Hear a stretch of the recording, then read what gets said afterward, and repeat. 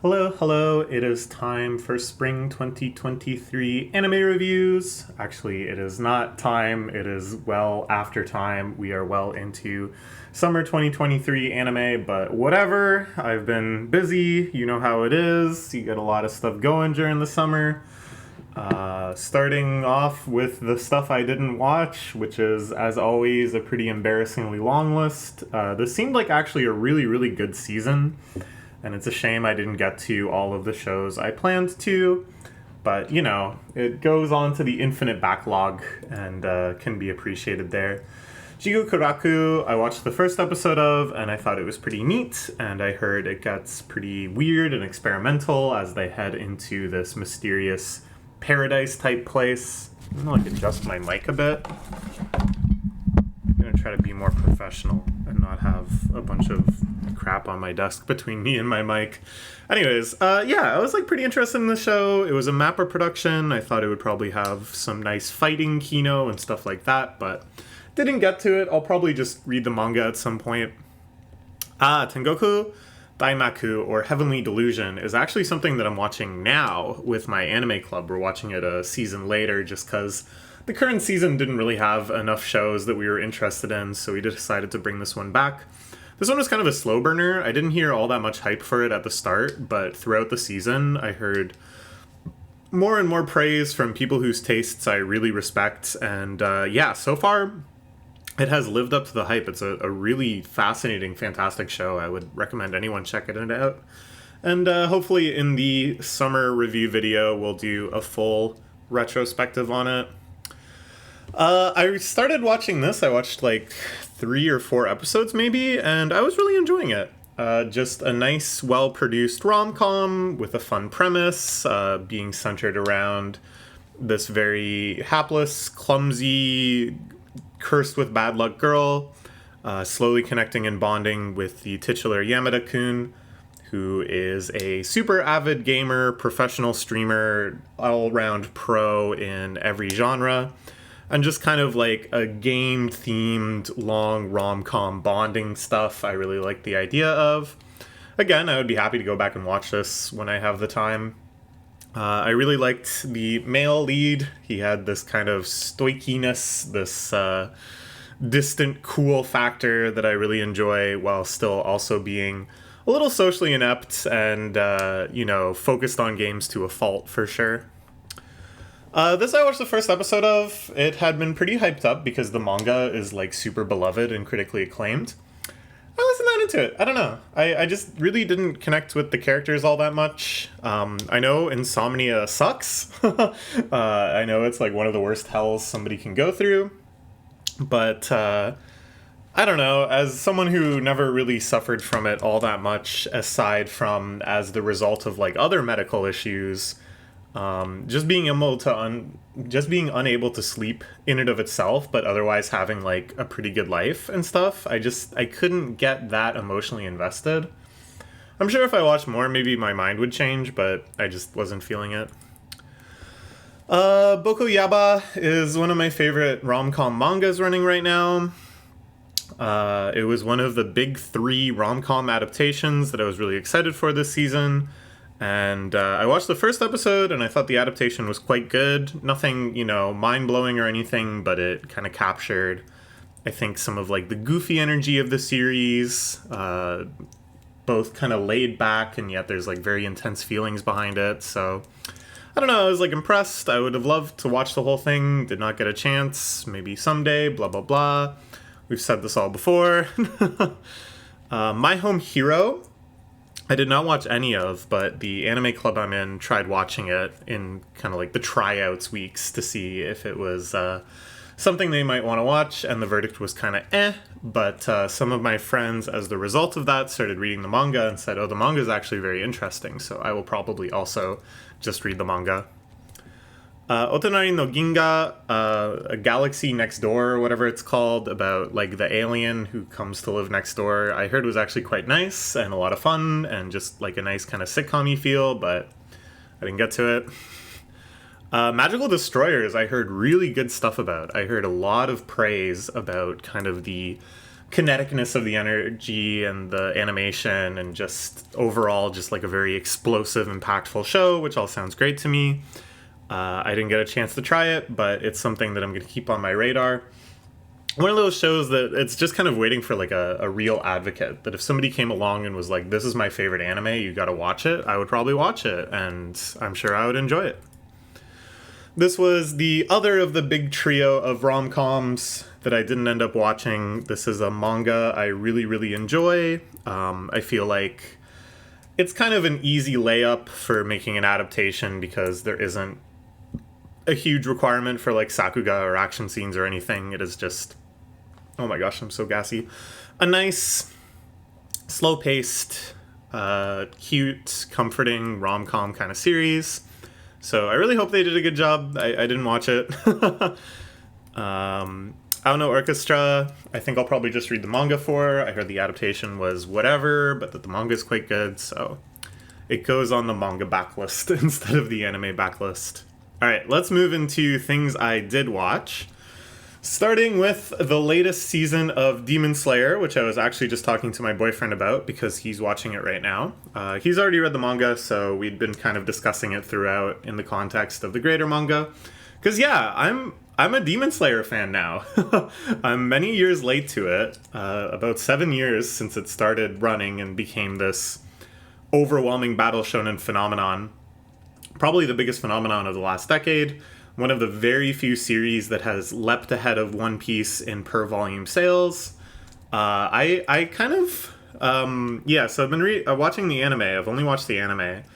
I do want to read the manga at some point too, just because I really appreciate a good battle shonen manga and I just want to see how things are depicted. But I think I will just watch the anime until the end because it's kind of rare that a battle shonen series will get an adaptation like this, an adaptation that has so much budget poured into it and so much attention put on it and so much like hype, that I think I gotta like take advantage of that and really enjoy the fruits of Ufotable's labor and kind of see it through to the end, and then I can go read the manga.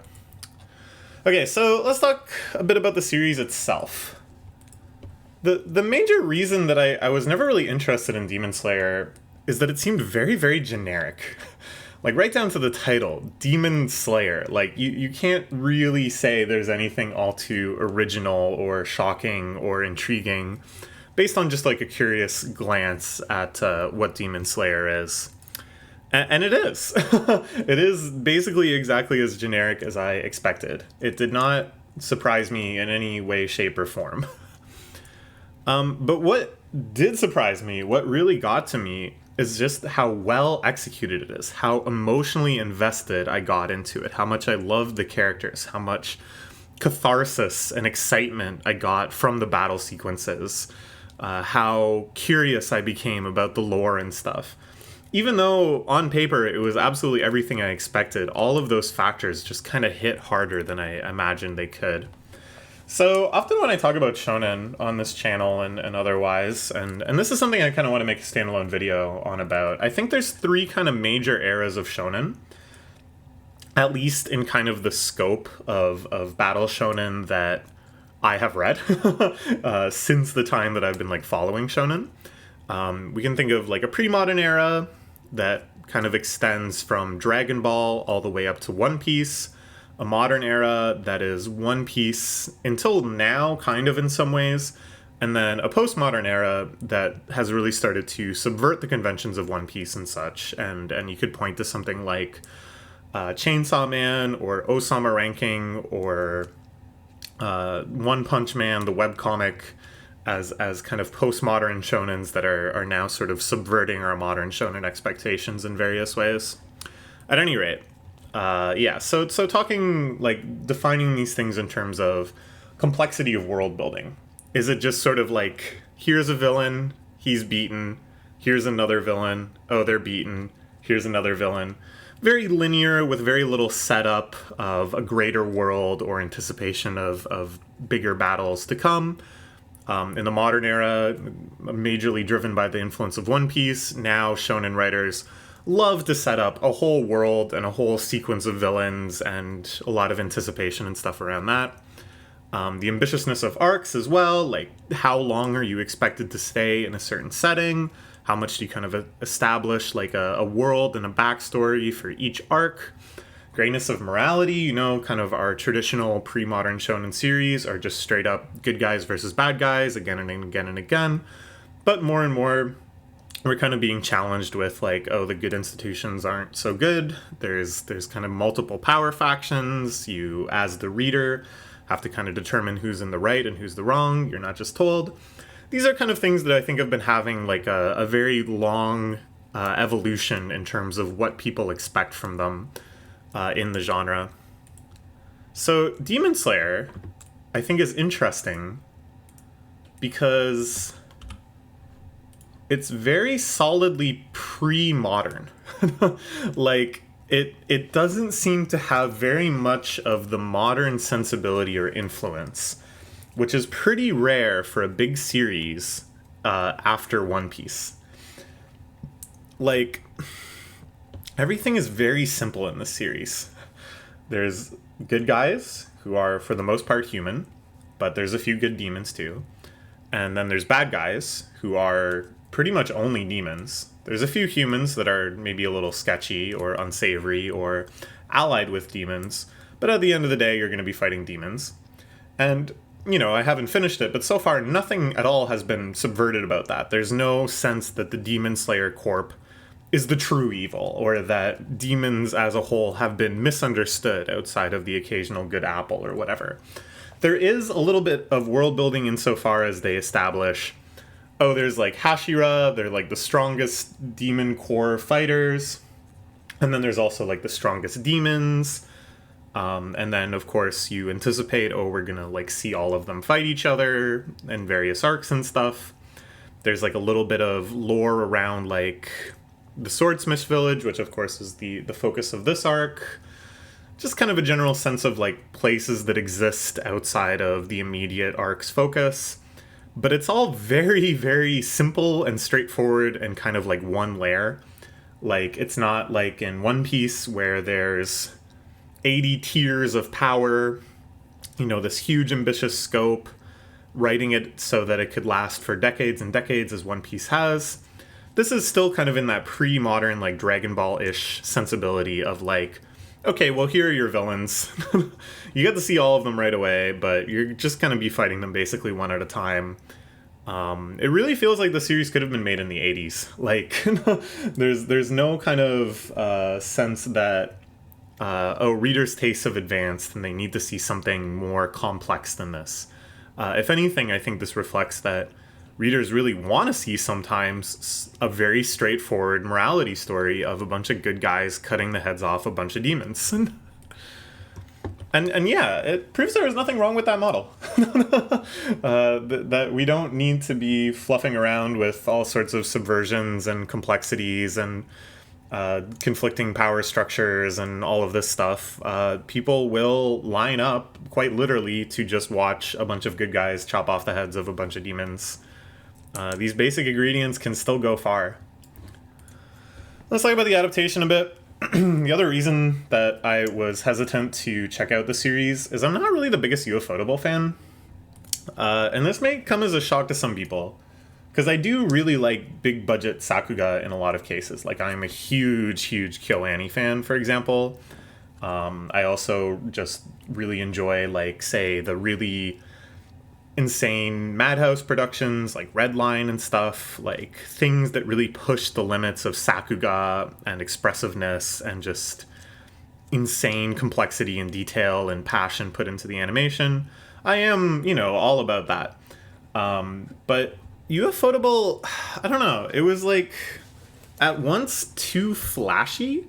Like, there was just always like a ton of effects work and, kind of like things to just add impact, huge clashes, huge flashes, all sorts of crazy elemental effects and stuff.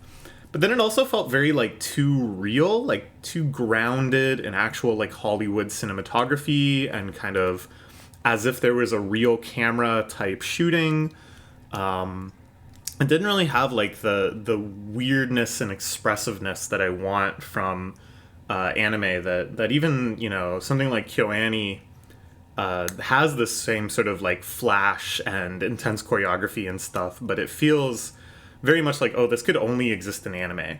Whereas this, I feel like ufotable stuff just kind of feels like Hollywood movies that have really, really crazy SFX budgets. Which, you know, I can appreciate in its own sense, but it just doesn't scratch the itch that I want anime to scratch for me. And I just was never that interested. It didn't have, these like unique anime charms. But in the end, it was that. It was exactly what I expected. Kind of the Hollywood sword fight choreography, but with really crazy elemental effects and stuff pasted onto it. But way better. Super flashy, super effects-driven battle scenes, heavily augmented by CGI, water effects and flame effects and all that stuff. Very much about a very human sense of speed, like flying around, doing these amazing choreographies, but like never detracting too much from the sense that it's like human beings or demons or whatever doing this, you know? Dizzling fast choreography with explosive tempo shifts marked by interjected soliloquies.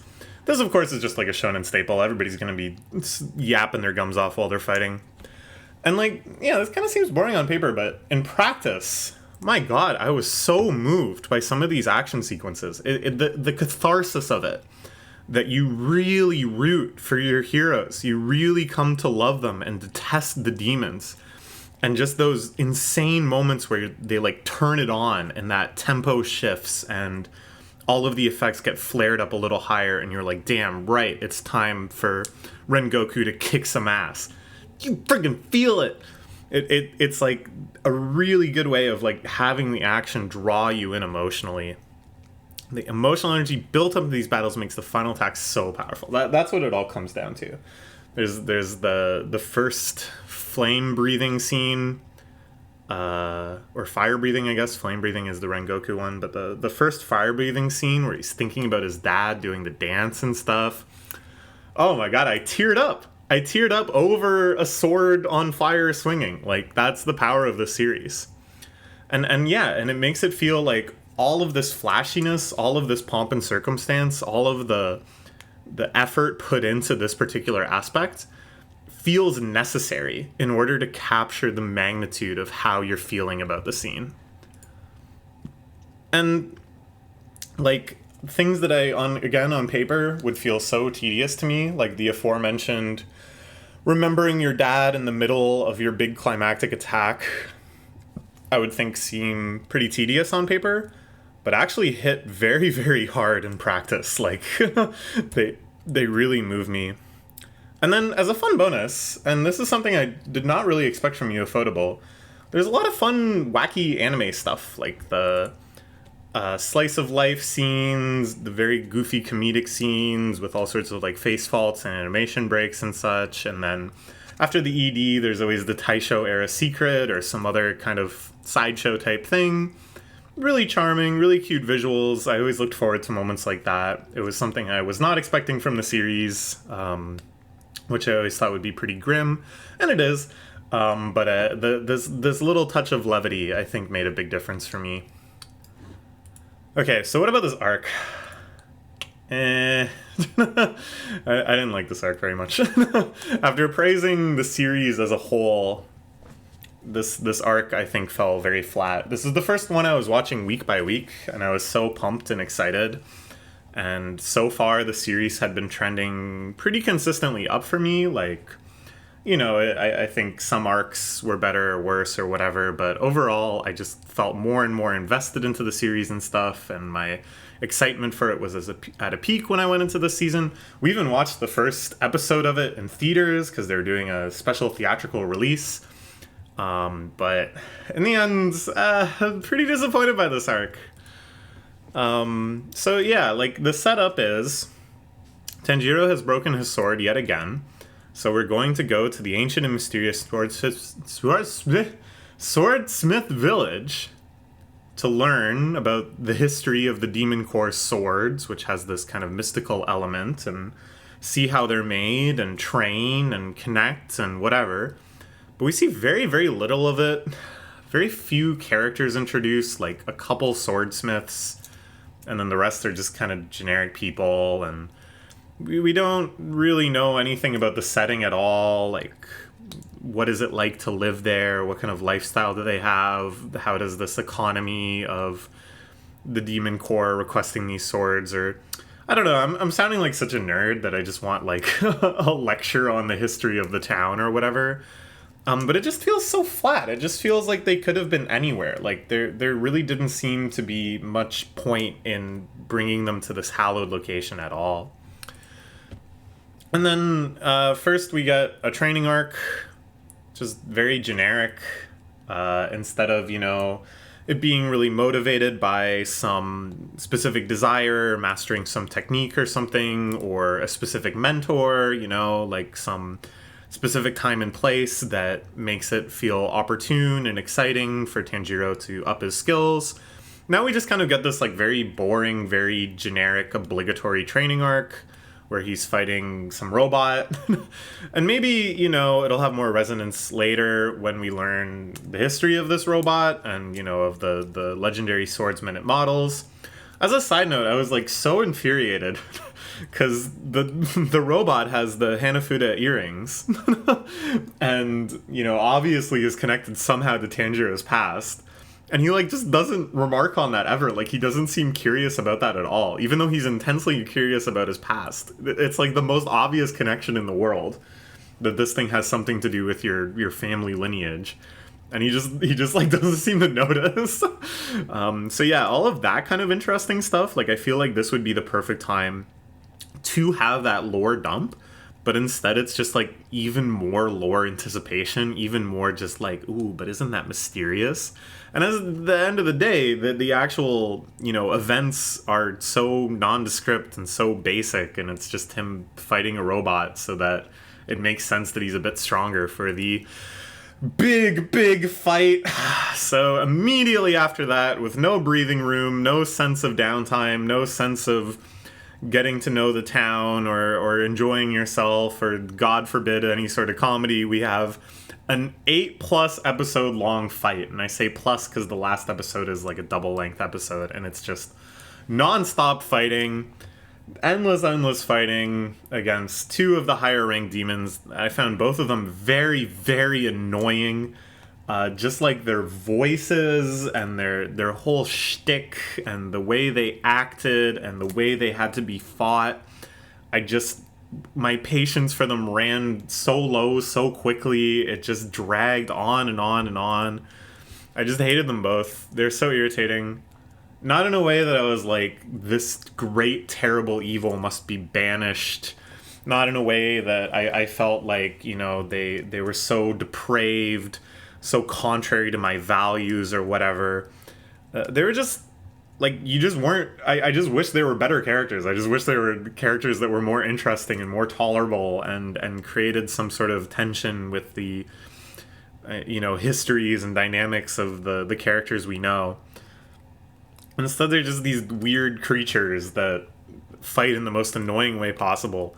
All of their gimmicks, the pot demon just spawns endless demon fish that have to be fought and then can trap someone in water. The Mist Hashira gets trapped in water for 3 episodes, and it's just boring because I would rather watch cool choreographed fights than him jabbing water with a sword and then finally it works after his obligatory flashback. Warping, just constant, I hit you. Oh, guess what? No, you didn't. What is the fun of that? Or splitting bodies. The other demon had a body splitting gimmick. Gotta find the real body. Guess what? That wasn't the real body. It's just the laziest way in my mind to elongate a fight, to kind of keep it going and keep having quote unquote twists and not really have to write very much because you just keep doing the same trick of, well, I guess that wasn't the real body. I've seen this so many times in shonen series when you can tell they're phoning in an arc or they're phoning in a villain and they just want to move on, but they feel like they have some obligatory chapter count for this big climactic battle. And then it's just this endless, Well, you didn't really get me. It feels like friggin' schoolyard kids making up games where they're playing finger guns and going, oh, no, that missed too. Oh, no, I had barrier on. Oh, no, that was a clone body. Now it's the real body. No, just kidding. This isn't the real body either. It's just, that's not good writing.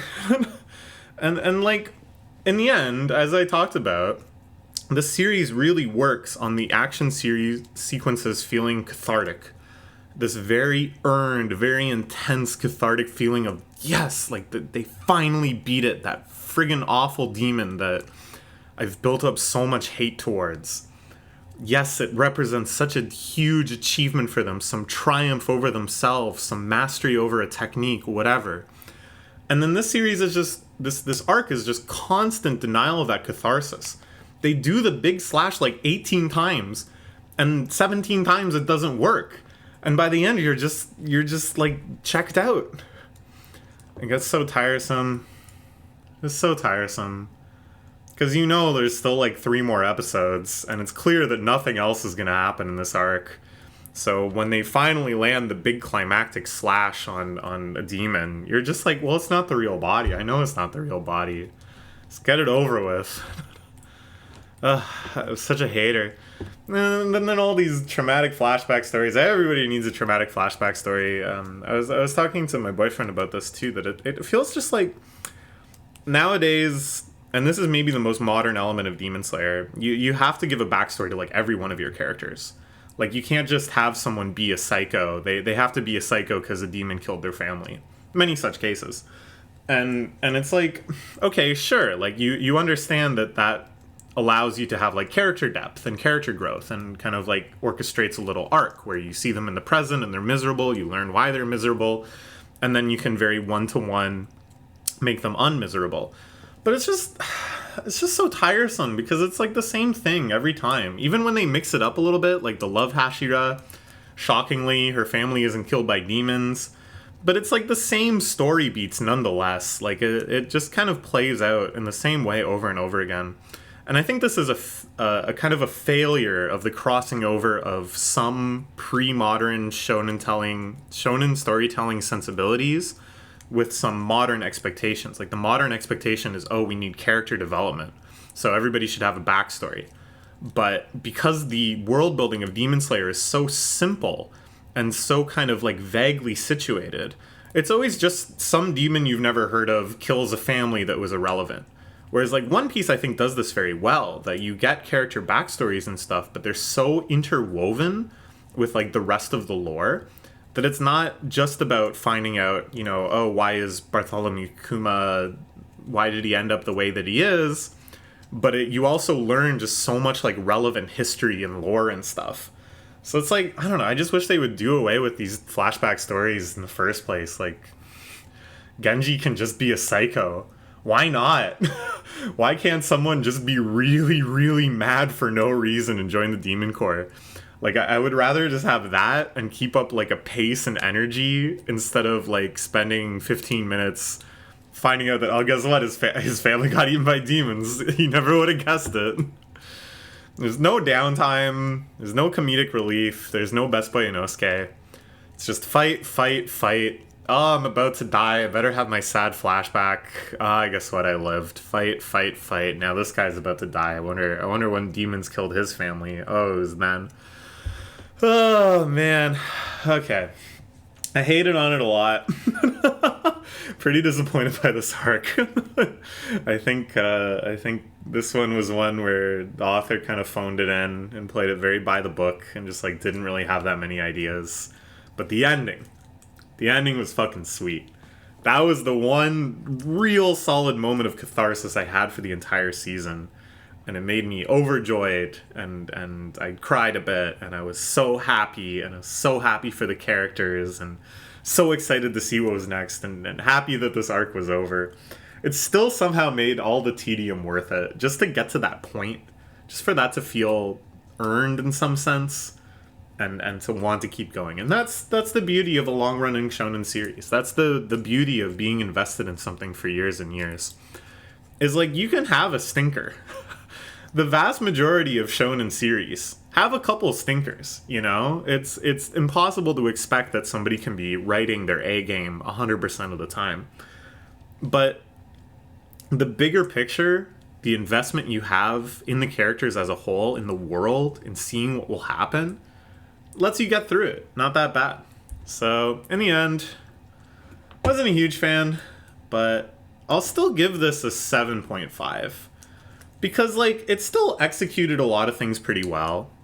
I had my frustrations and stuff, but I still really admired a lot of the animation and production choices and how everything was brought to life. And although, you know, I felt it was very emotionally one note, I still like the characters. I still like seeing Tanjiro do stuff. I still felt caught up in it and wanted to see them win and stuff, if not just to get it over with. So it was fine. I think previous arcs I would give like 9s to consistently. And maybe Entertainment District was like 8.5, but yeah, this one, not as good, but still fine. Okay, moving on. Spent a lot of time talking about that. Let's talk about Mashle. This is another shonen series. One of, I'd say, the medium big weekly shonen jump series. Like, not one of their tentpole series, not something that's making the cover, not something that's getting like a 6-movie franchise or whatever, but one that has its fans, one that kind of crossed over to Western audiences, something that'll get the cover occasionally. Something that I think they start kind of putting some bets on to maybe step up into the role of a major series, but at the same time it doesn't really have the pressure of carrying that weight. And it got a pretty sweet adaptation. I'm very happy with this. A1, which isn't like consistently an amazing studio, but they really nail this because they know when to have very explosive action scenes and how to convey a lot of sense of action and power and speed, while also really contrasting that with the comedic elements and knowing how to dial it back and make the perfect, very deadpan, minimal shot. I haven't started reading the manga for this, but I had heard from some friends in Anime Club that the manga was good, so we figured we'd give this a try. And I think it was a very fun watch for Anime Club because it's funny, there's some stuff to speculate on, but it's not so complex or confusing that you feel too lost if you're just sort of half tuning in. So in my Shonen Eras theory, which we talked about a million years ago at the start of the Demon Slayer review, I'd say this is like mostly modern. It's very world-built. The whole thing is kind of like a Harry Potter parody, but takes itself seriously enough to kind of do this substantive world-building and hope that you internalize it and anticipate things and be curious about stuff. And there's a lot of conflicting power structures. There's a lot of ambiguity around which of these institutions are actually good. There's a very tangled hierarchy where there's certain like class indicators and power indicators, but they're not always accurate. Everyone gets their obligatory modern sad backstory flashback. They don't take them super seriously. There's usually some comedic elements to them too, which kind of gives the character like a nice charm. Everything is very built with like recurring character potential. Like we don't just one and done villains, but we build them up in such a way that they could have a role to play later, just kind of based on other social elements that are like, you know, not everything is just rigid to a power hierarchy, but instead you understand that certain characters have like certain social potential and can show up in different circumstances and blah, blah, blah. This all probably sounds very basic, but this is like the core superstructure of a lot of modern shonen is setting yourself up to have a very long running series that still kind of feels like cohesive and planned. And that's what I would call modern shonen. Everything is woven together. You know, you hint at later arcs, later villains. You don't want the sense that you're just making it up week by week and people are just going to pop in and suddenly become relevant. But instead you create a place for where the story will go in the future. Also, I think a big hallmark of modern shonen is that battles are not just power level versus power level. Execute, but instead there's like strategies and logic and rock, paper, scissors connections. This is one where, again, they don't take it super seriously. A lot of it is to like comedic effects. Probably my favorite example is our main character who has no magical ability, but a absurd cheat code level physical ability, pulls off a lot of feats that look magical, and we're not really sure what happened, and then another character will explain, oh, well, I was watching Mash up close, and what he did was throw this pebble so hard that it, like, ricocheted like this, and this.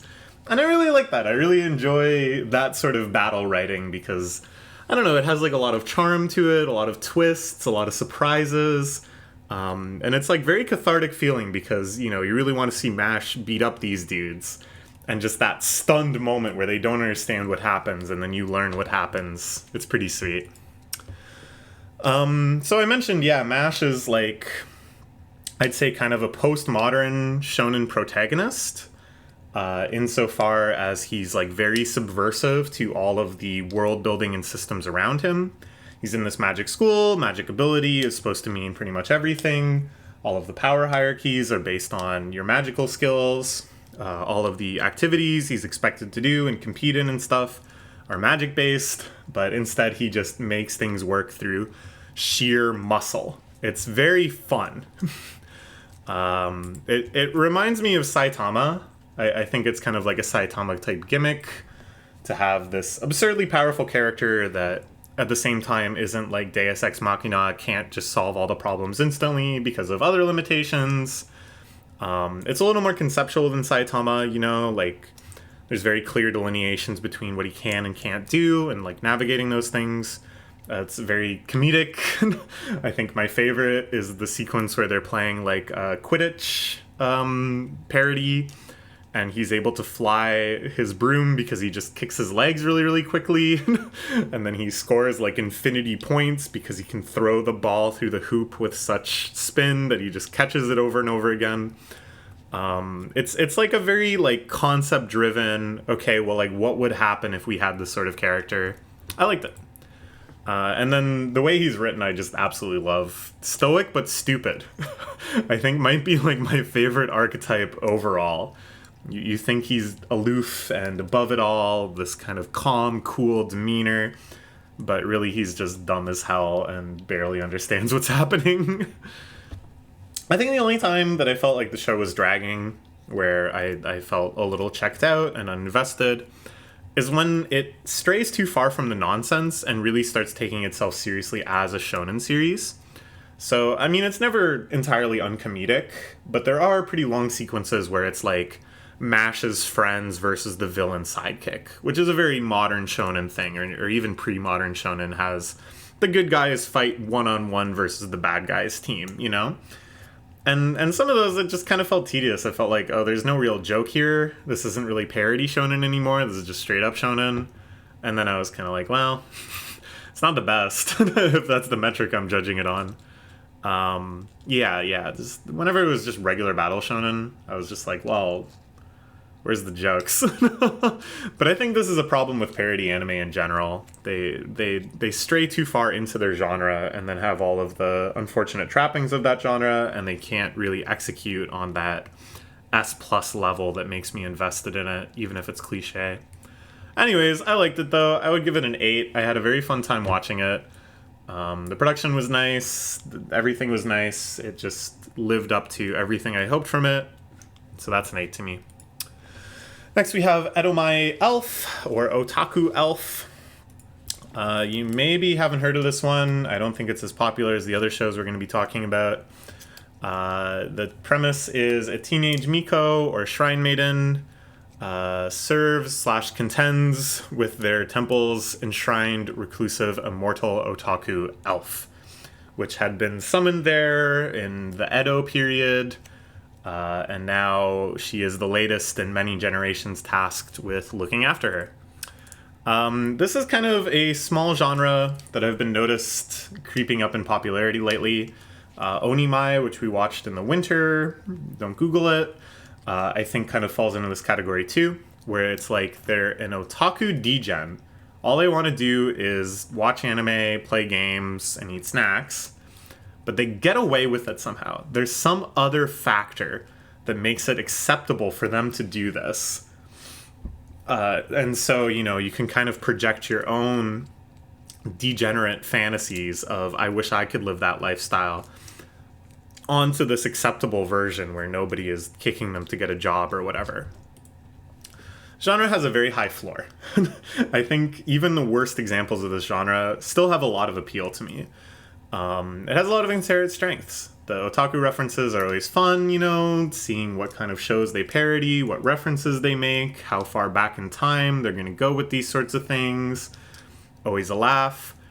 Socially inept jokes are also fun, you know, the obligatory arcs where they go outside and have to challenge themselves with some normal real-world interactions and utterly fail. Never really gets old, you know, it's just kind of fun cringe comedy, seeing that kind of gap. And then there's like a very free emotional arc that you can structure the whole series around, where the otaku character is like, wow, I went outside a few times, big success. And then the instigator, normal character that always accompanies in these shows is like, oh, I kind of understand a little better why you enjoy these things, why you want to hole up all your time doing them, or maybe the anxieties and stuff that make it hard for you to go outside. There's like this kind of crossover understanding that you can just kind of develop for free, and it's nice. And then on top of these inherent strengths with the show in particular, there's some more rare fun things. I love the fusion of the sacred and the profane in shows like this. It reminds me of Toho, where on the one hand she is an immortal elf goddess, but on the other hand she loves anime. I don't know, it's just like very cozy. It feels like, maybe I explain this in the next point, even the most holy can manifest in your existing hobbies. Your hobbies aren't trash. Watching anime isn't trash or for nerds or degens or the socially inept. No, it's something that has an appeal that stretches even to the wisest and most ancient beings. And why shouldn't it? Laying around eating snacks and watching anime kicks ass. They run into various other elves that are very fun, nice contrasts. I kind of like the sisterhood between them, that they really empathize with each other, but are living such different lives, can't really understand each other on another level. The gambling addict elf was very fun. The animation and production overall was very, very nice. Detailed, lively. The background work was fantastic. Really filling out a lot of these like character details, really making her feel like an otaku. Full of lots of little references to Spot. And the contrast where they can still make the character animation very dynamic, very silly, while maintaining this real sense of time and place and like you really are in this otaku's room and stuff, I think is very well done. Tons of fun visual gags, references, all sorts of animation switches to bring them into a video game or whatever. And then probably my favorite part, which is quite unique to the series, is whatever hobby or phenomenon or social issue or whatever they're talking about, the elf will give you an Edo era lesson. She'll teach you about how it was done in old Japan, which I really, really liked. Very informative. I love the little drawings they used to illustrate it. This was my favorite part of the whole series, and I think they did a great job. And also, the best OP of the season, maybe the whole year. It's so catchy, so addictive. Just like the little off rhythms they do. It was good. I like this one. I would also give this an 8. I forgot to animate these scores, but whatever. Just a very solid show that lived up to my expectations and exceeded them in a lot of ways. One that I am happy to have watched. Okay, wow, we still have the biggest show to talk about. we gotta keep up the pace here. We're like 45 minutes in. I spent longer on Demon Slayer than I expected. Anyway, skipping Loafer. Okay, so of the trio of rom-com adaptations, this is the only one that I finished watching. And it's definitely my favorite of the bunch in terms of the manga and probably in terms of the adaptation. Definitely my favorite currently running rom-com. Maybe my favorite hetero rom-com ever. It's like a pretty huge claim, but I don't know. I really love this series. Even my Discord profile picture is the main character. That's very, very high praise, but I think it's deserved. I think this is just an expertly written series. The depth of the characters, how endearing they are, the way their ideological and moral groundings manifest in their actions and relationships, just this total through line of what they believe to what they think about others to how they behave. Just everything feels so real and organic and cohesive. And this, they really lean into this messy complexity of human interaction. There's so many layers of what does character A think about character, what does character A think that character B thinks of character C? Major plot points hinging on that sort of abstraction. And then this omni layer of every character kind of thinking about their image as a whole and how they're seen by the world at large. And it's messy and it's complex, and I think it's very realistic to when, especially that stage of your life when you're starting high school and you're meeting all sorts of new people and you're really trying to define who you are and what you like and who you like. All swirling around our main characters of an eager country bumpkin in the big city. Just like me, for real. The way Mitsumi acts it's sometimes like uncanny to how I felt about myself in high school. It's actually very analogous to when I started university, actually, and for the first time encountered people that were as academically gifted as me. Huge shock to the system, but yeah, she's just like me for real. And then a former child star trying to rejoin a normal stream of life, which I also found oddly relatable at times. Not that my life has ever been anything like that, but just kind of the way he views socialization, the way he kind of views relationships and stuff. I found I really identified it with my own thinking. Like I could understand exactly where he was coming from. But despite all this complexity, everything feels so light. It's so vibrant. It's so like emotionally pure. Like moments don't land situated in this grayness of, oh God, she's happy now, but ... You're just happy when she's happy. You're stressed when she's stressed. When problems are solved, they're like solved. It's not oversimplified, but there's still just this vibrant, compelling, fun straightforwardness to it. And really good trans representation. All too rare in manga and anime and stuff. But she has an aunt who's trans, and I just feel like the character is so well expressed, so well written, especially in some things that go beyond the anime that I've seen in the manga. Just very, very happy with her. She's actually just like me for real. Also coming from the country and stuff. Okay, so how is this long-awaited adaptation? They announced this quite a long time ago, I think, and even before then, with the amount of steam and publicity and fans that the manga was getting, it was like a matter of time. It was good. Not a whole lot to say about it. Very solid, lively animation. I feel like it brought about the emotional tenor of every scene very well. Stressful scenes felt stressful. The happy scenes felt happy just through all these small production choices. Has this very like light, sketchy feeling that I think is pretty unique. It really captures the art style of the manga, I think, which is a lot about kind of like white space and giving scenes room to breathe, and like just this very nice sense of kind of like momentum. It isn't really too experimental. This is very far away from like kind of like a Shaft slice of life adaptation. We occasionally get little artistic shifts, usually ones that were originally from the manga. Just little illustrations of the characters' thoughts and stuff. But I think that's fine. Like, of course, I love experimental manga. Bocchi the Rock was my favorite show last year.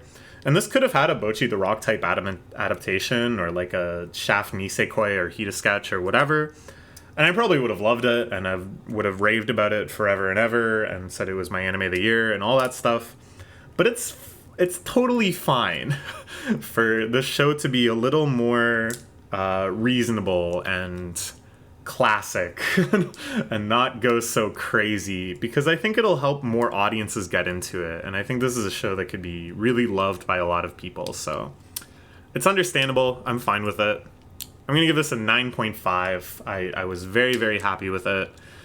Again, I personally probably would have liked something more experimental, more boundary pushing, but I think it just very well executed. I'm covering poor Shosuke's face.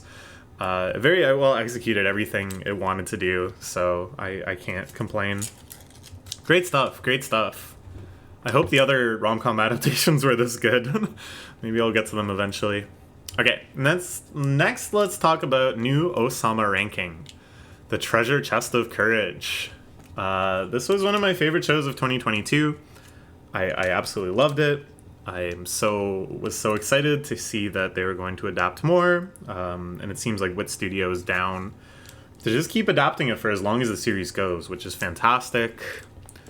Since then, I got caught up in the manga. It just gets so friggin' crazy, brazy, that I don't even know how to describe. I think some of the current arcs and stuff, some of the big twists are peaks of the series to me. I think it's really expanding nicely and kind of settling in as like a long series that has just fantastic world building and arc structures. And again, to go back, it's like very much postmodern in how it does world building and stuff, but it has like all of the strengths that I look for in shonen and feels like such a league of its own in so many ways.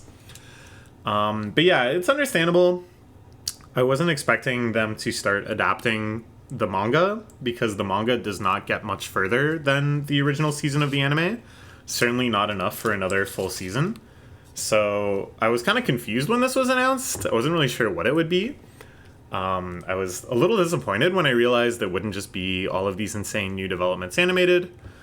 But when I thought about it some more, like, to see all of these, like, Tankobon Omake chapters or just wholly original stories set in this world and stuff, that was very enticing too. Like, in the end, I was like, oh, this isn't really a disappointment. This is just an awesome bonus. So before, if you want to watch a very, very long review, I talked about how Ousama ranking is kind of like outsider shonen, and I think this is one of the ways it feels like postmodern shonen. That it goes about kind of shonen objectives, but from like a very strange place that isn't really trying to cater to expectations of like the last 30 years of shonen. And here it kind of goes even further away from what you think of as traditional shonen to something that reminds me most of like Arthurian fable. And the format as well, where we're just kind of looking at different stories, different characters, different slices of their life with no real chronological ordering or anything. Again, really reminds me of like a collection of fables from the past rather than what you would think of as like a shonen story. Quirky characters, loose Poma world building ends up perfect for this sort of expansion though, because you don't have that kind of super tight world building and anticipation that would make this kind of awkward to write, to just sort of have a whole bunch of new stories and characters and settings interjected into it. Some stuff is like expected, you know, canon backstories, really highlights some of like the gnarliest, coolest, most gruesome, most compelling parts of the series, which is cool. You know, like the backstory of Oken, the Sword Prince, how did he become immortal? Awesome.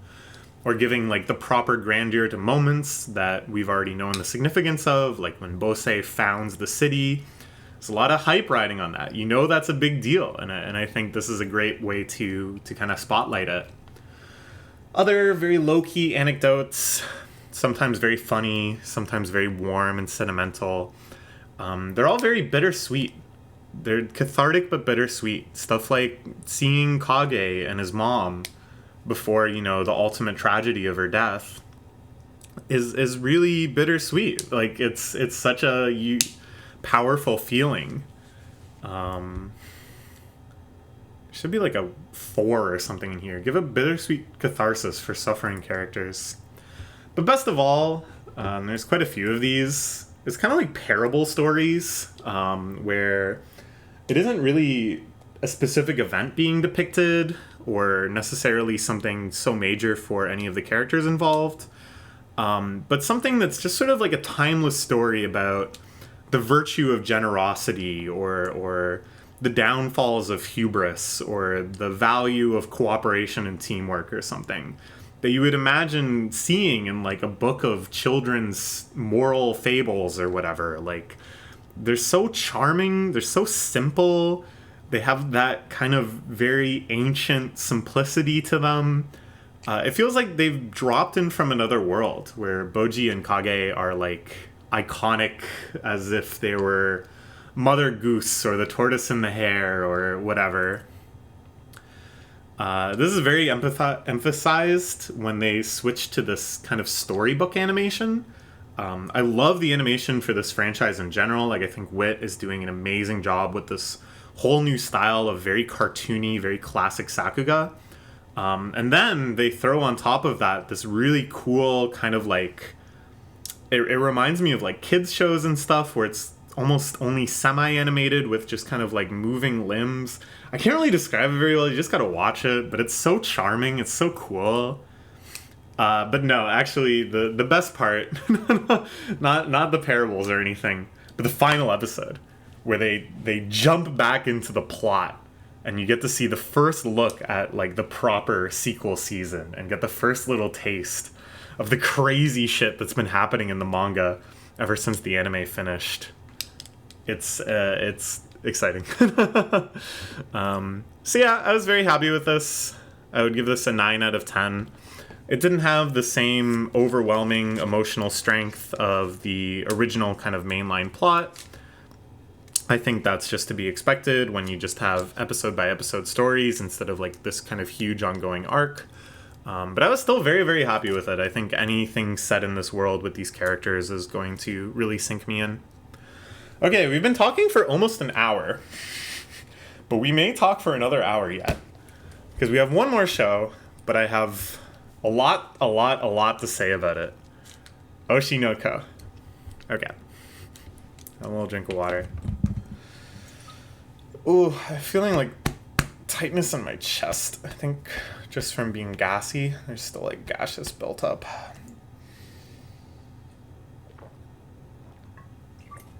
But we're an hour in. Let's finish this off. Let's talk about probably the biggest anime of the year. Yeah. It was definitely the big show of the season. It might be the big show of the year. The audacity of this show.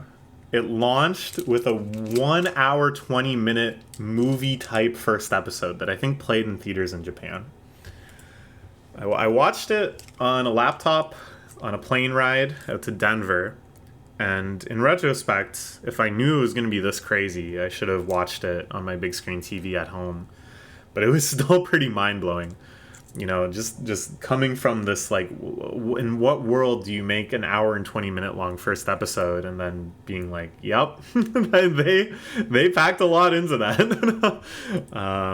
The praise after that first episode, this was briefly the #1 rated anime on my anime list. People were review bombing it in the positive, spamming 10s in awe of what they had just witnessed. Now it's been knocked down to 22nd, which is still very, very, very high. That's of all anime of all time, including movies and stuff. Like, people love this. And the importance, asking challenging questions about Japanese culture, having the conversations we need to have, etc., etc. All right, I have a lot to say about this, so let's just plunge in. Start with stuff I liked, and there's a lot. I love the direction. Most of all of anything in this series, I have so much good to say about the direction. I was really just so impressed with their ability to build up like truly cinematic sequences. The ambition they have to kind of carry you through a very long moment, a very long sequence of scenes and events with this long stain of emotional tension. And I think this is something where it really paid off in a way that's very rare to see about anime. You know, the vast majority of anime fans are not very media critical, to put it charitably. And we'll talk mostly just on the basis of story beats. And then you get a class of anime fan that becomes obsessed with animation and production. And for the most part, that's me too. And I think that stuff is very fun and awesome to talk about and talk about how the story is conveyed through choices on that level. But then it's like kind of rare to see people talking about the level after that, which is like going beyond just like the shot by shot production choices and thinking about the overall structuring of the episode, which scenes should follow each other. Thinking of it, you know, in cinematic terms, how does this play as like a movie instead of just like a sequence of animations? And this was like the rare case where I saw people praising the direction like so clearly and so uniquely, and I feel like that's often overlooked despite how fundamental it is to the whole series. And I saw people praising that exact aspect, and I was like, damn, this is like a 1 in a million show for that alone. The Sakuga, though, to take it down to that next level and just talk about the production and animation and stuff, it was off the charts. This is definitely Dogakobo's masterpiece in terms of production, which is saying a lot because they made Wodokoi. They really just knocked it out of the park in one of the most difficult genres to animate, idle anime. I really do think this is like the best dance animation I've seen. You can tell it was late at night when I wrote this because it says the best dance animations I've ever seen animated. A friend of mine worked on this. My friend that is in anime, I only have one friend in anime. It's the same person every time when I refer to him. He was given reference videos for the dances that have like actual human beings doing them, which is interesting. And he said he just watched them like tens of thousands of times to nail the moments, but it's not too realistic. It still has that like crispness and that dynamicness that's unique to anime. It's amazing. The character acting in general was so well done. So much emotion conveyed. Again, just this great emotional direction that situates you so well and expecting how the characters are going to act. And so much hinged on it in the plot. This is a series that's all about performance. Almost all the critical moments in the series are based on someone watching someone else perform and going, wow, that's actually really good, you know? And that's like very ambitious to build an entire show on the idea of amazing idols and actors and watching amazing performances of songs and characters and stuff and having the chops to like pull that off. That when you're told this is a genius actor and they're about to do like a heart-rendering scene, you watch it and you're like, yeah, that was good. that hit in the way that they wanted it to hit. And that's pretty amazing. That's an ambition that very few shows could pull off, and I think it's a real strength. I found myself very intrigued and very curious about how it depicted the world of Japanese showbiz. Because there's a million idol shows, there's shows about acting, there's shows about stage acting especially. We've seen the subjects like a million times, but this was one of the few that are like, we're going to show you how it really is. We're going to like peel back the curtain. We're going to see all of the rotten stuff that's at the core of Japanese show business. We're going to present it with all of the intrigue that it deserves. And I think that was very well done. Bringing us into the seductive opportunity, the twisted logic and such. Like it had this nice kind of thriller logic of everything is a little shady. There's always something more lurking in the deeper shadows. And I think this was very well written in terms of like arcs that we go from different genres to different mediums. We come in as an outsider. We learn about all of the obstinate ideas that they're trying to promote, and then we learn what the real deal is. What are they really trying to do? How are these choices really being made? And just that successive peeling back the layers and then moving on to a new scenario and peeling back the layers. It's really addictive and really compelling. Overall, the writing had a very nice, tight feel to it. It didn't feel like there was too many wasted characters or wasted scenes or wasted ideas, but everything very nicely looped back in on itself and kind of hooked you forward and forward. I have many other complaints about the writing, and don't worry, we'll get to it. But while we're still on the praise slide, it just does a very great job stringing the viewer along with this very well-engineered tension. That you're always aware of some potential issue lurking. You're always aware that this could get bad. There's like a dread to it. There's this intrigue to it. It's like noir. It's very, very well done. Okay, things I didn't like. Which could be the title for the next like dozen or so slides. So buckle up.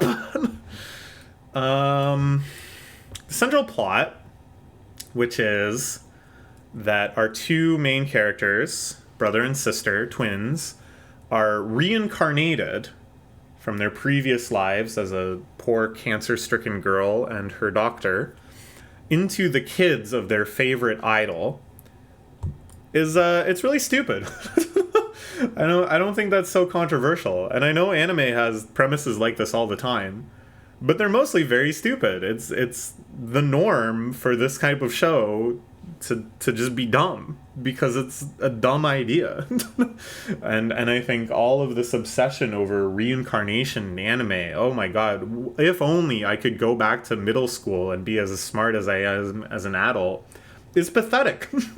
And it's never compelling to me, and I can think of maybe only like less than 5 examples where I think this is done in any sort of interesting way, and this isn't one of them, because it's like, what's the point? It's just this very convoluted, messy, and embarrassing way to set up the core situation, which is that the idol mom gets murdered by an obsessed stalker fan, and the super brilliant MC has to dive into the shady world of showbiz to figure out who set her up to die. Okay? That's all you need. That's what the show is about. That's the entire actual situation of the show.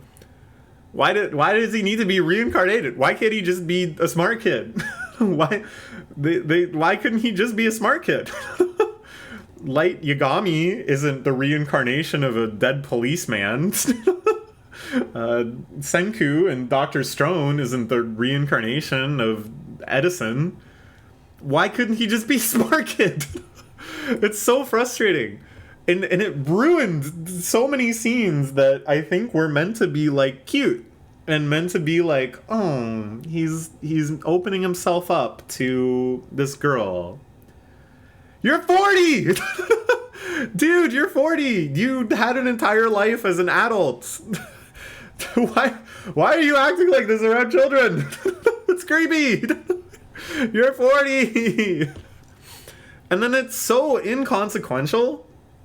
Maybe it'll become more consequential later. I don't know. But there's only like maybe 3 plot elements that are uniquely due to the way they've set this up. They could have just written them differently and had no reason to do this at all, but they have instead very flimsy reasons for this to be the setup. It's so inconsequential that at times it becomes like acutely absent, that you go so long without any of the characters mentioning it that you're like, oh yeah, he's a reincarnated doctor. Why? Like it just strikes you, and then it all feels so stupid. There's one part of the plot that I think is good because of this, which is the sister, formerly being this poor cancer child who never had the chance to run and play and dance like her favorite idols, expressing those feelings of joy at finally being able to do that. That's kind of moving. That's kind of nice. But it's not worth it.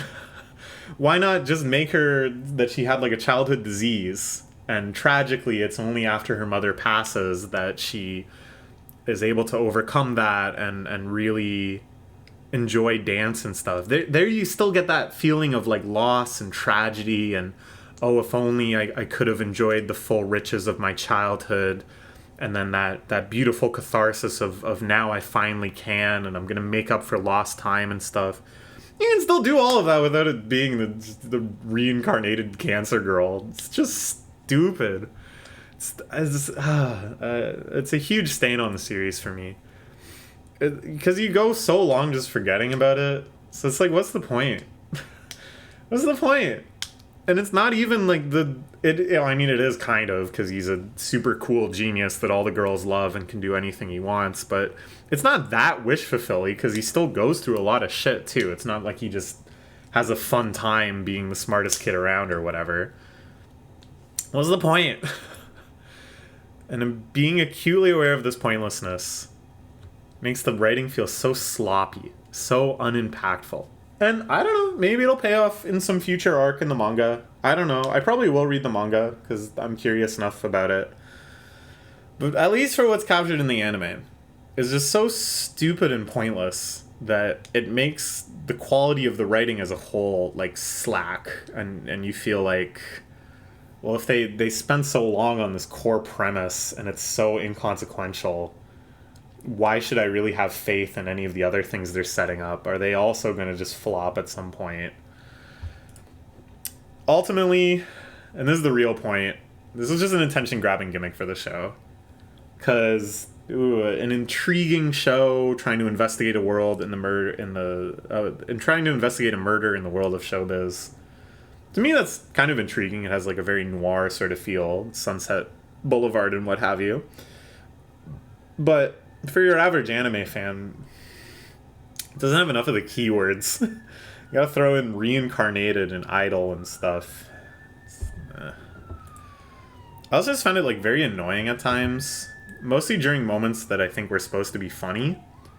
And maybe it's just like a reflection of my overall frustration with a lot of the writing. Some of the comedy I like, there's some like deadpan kind of jokes that hit, anticlimactic jokes and stuff, which I think works well with the general feeling of huge production and huge emotion and stuff. Some of the goofy characterization I like too, like the director guy living with his mom, and his mom is always kind of berating and childing him and stuff. It's like fun, it's fine. But then a lot of the other more like over-the-top jokes, like characters having crazy big reactions and meltdowns, and just any time where they build up what's supposed to be like a little comedic sequence out of just like chaos and misunderstanding and stuff, just landed very flat for me. And I think at times it really muddled the messaging too, because we're really supposed to be like investing in this as like a serious show, and then they just have like the most absurd slapstick comedy moment. And this is like, you know, something that you can criticize a lot of anime for, but normally I think they manage to kind of hit a middle ground where it seems a little more goofy and irreverent, and you're just like okay with it, like it's just a little obligatory comedic break.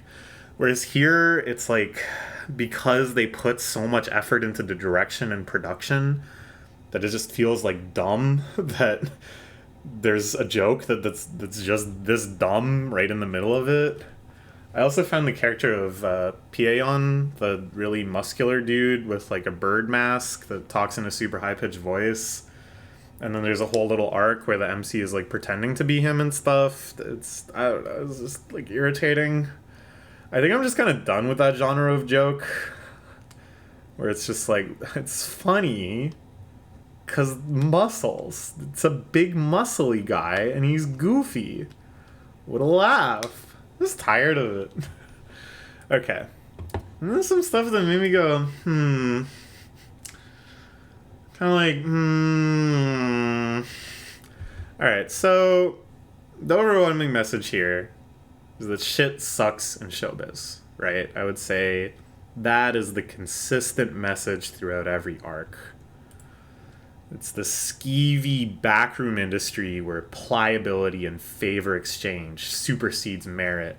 But you do still have to grind unbelievably hard to build the skills that even give you the chance. So yes, you're not going to get roles solely based on merit. You're going to be disincluded for all sorts of arbitrary reasons. But to even get to the point where you could potentially be considered, you have to sacrifice so much, any hope of a normal life. You sacrifice your own happiness, you sacrifice your sanity. And if you thread all these needles and win all these lottos, your reward is psychotically entitled fans who will rapidly foist their worship upon you and distort their whole emotional world around you. Which is great.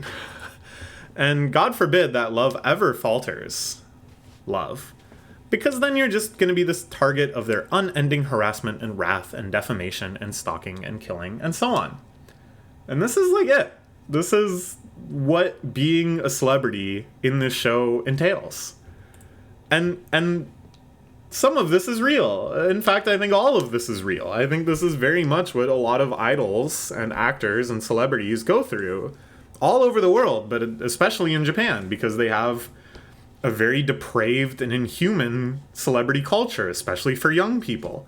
I think this show mostly does mostly does a good job, not a great job, but a good job at showing how depraved and inhuman this is via a variety of harrowing stories. And these are mostly what it's about. It's about getting to a project and realizing that because of all these backdoor dealings and conflicting motives and stuff, it's nowhere near the experience you wanted it to be.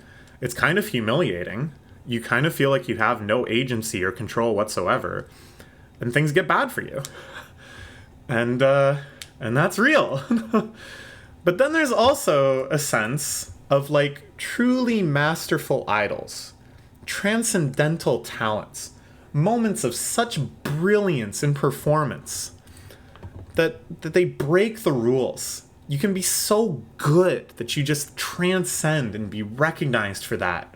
And then all the bullshit stops applying. All the shady shit doesn't matter anymore. You've broken free from that just through the overwhelming power of talent.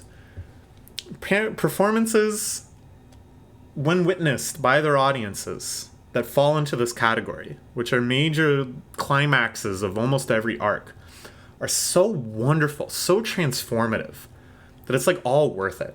It was worth suffering through all of that indignity and humiliation and having your entire personal life destroyed, because this was such a powerful thing for the audience. And striving to be a performer that can do that can rise to that level, is so meaningful, so dream fulfilling, that it's all worth it. Is that true? Is that part real? So, let's think about this some more. Now, when you hear interviews with idols and stuff, this is typically what they will say in public about their lives. They'll acknowledge, yeah, it's tough. I have to practice like 12 hours a day or whatever.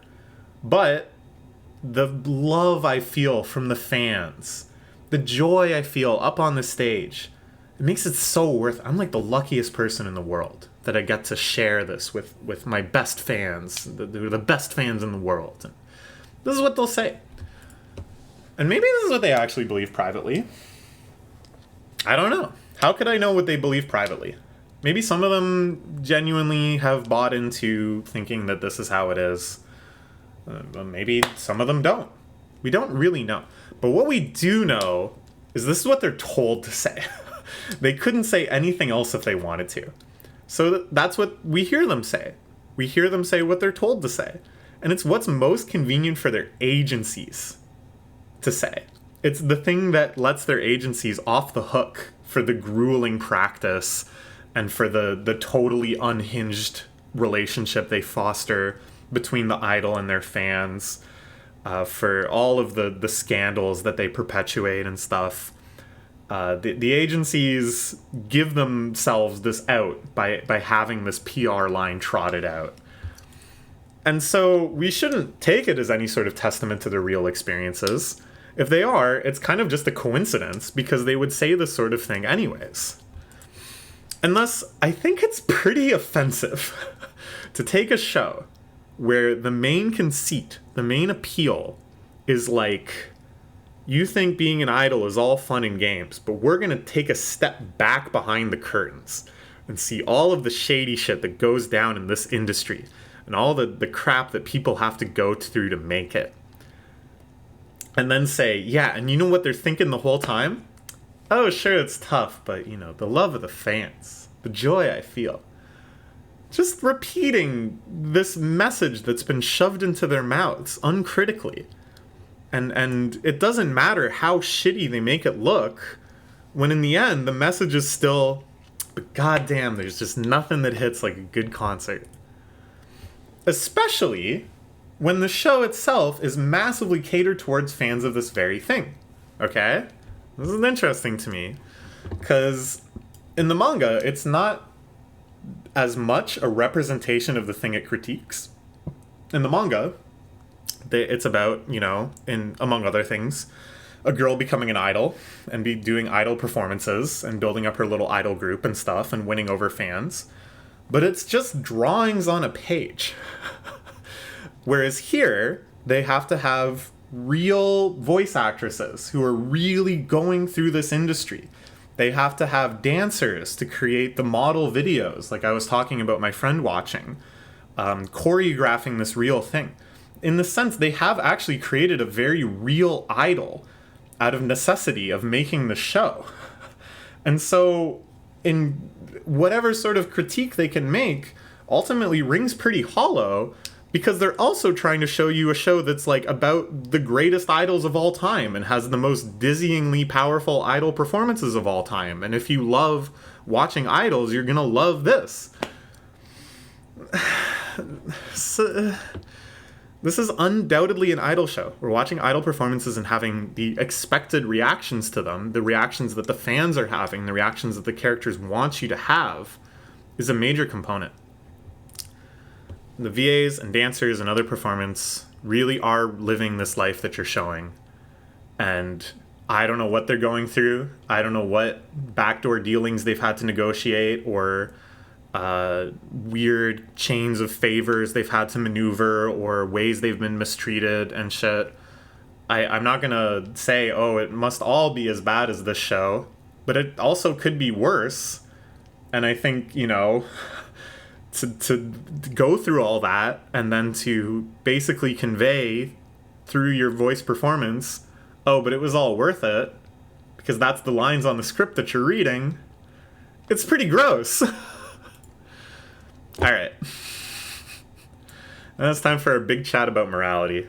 This has happened a couple times in these anime review videos, and it always takes for fucking ever, so buckle up. So this is the very twisted aspect of what I praised earlier. That it's impressive to have everything hinge on the performances being as compelling to you as they are in universe. For everything to hinge on Aqua being the greatest actor of all time, and you watch him act and you're like, yeah, he did a great job.